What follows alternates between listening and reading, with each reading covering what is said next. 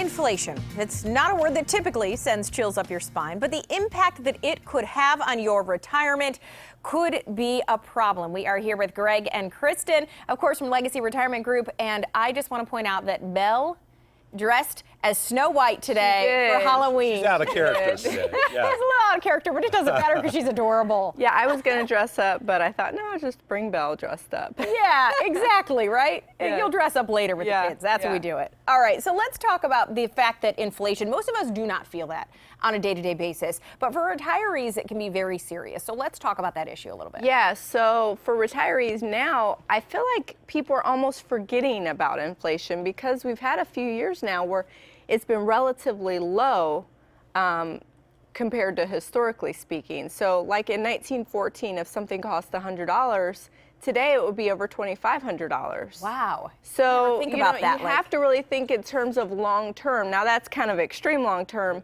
but when I you're remember that, it was $100. but you always throw me off track. So, but if you're retiring today and say you're 60 years old, you could live to 90, 95, who knows, even 100. Right. And think about what inflation can do over those 30 years. Right. If you take it, from a practical standpoint, 2.5% a year doesn't sound A lot. on average like that much. But Yeah. if you think about it over 10 years, that's 25%.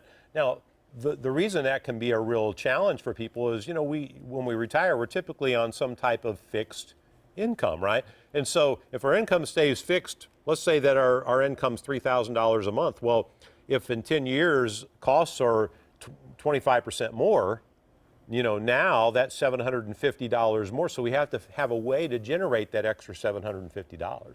Okay, so how much inflation typically do you build in? Is 25% a good amount when you're looking at a plan? Over 10 years, that's not a bad amount to shoot for. And the thing about it is having a strategy, as we talk about over and over again, the long-term growth.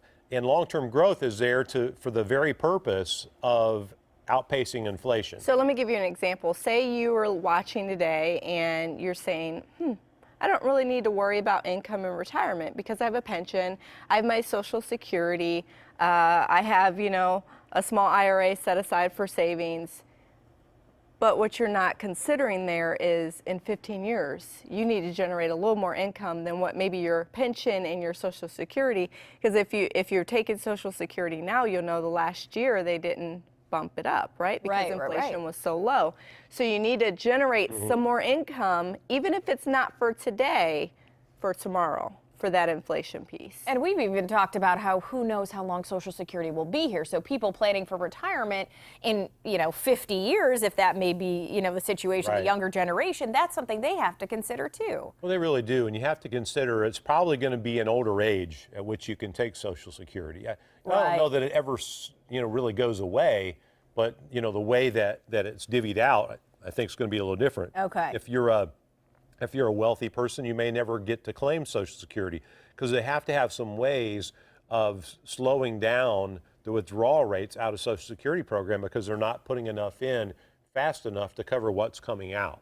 Okay. That's the problem. That makes sense now. Okay, so how do you recommend we deal with it? Is planning simply the best way to do that? It really is. It really is. Looking at, a very common, factor might be 2 to 3% for inflation.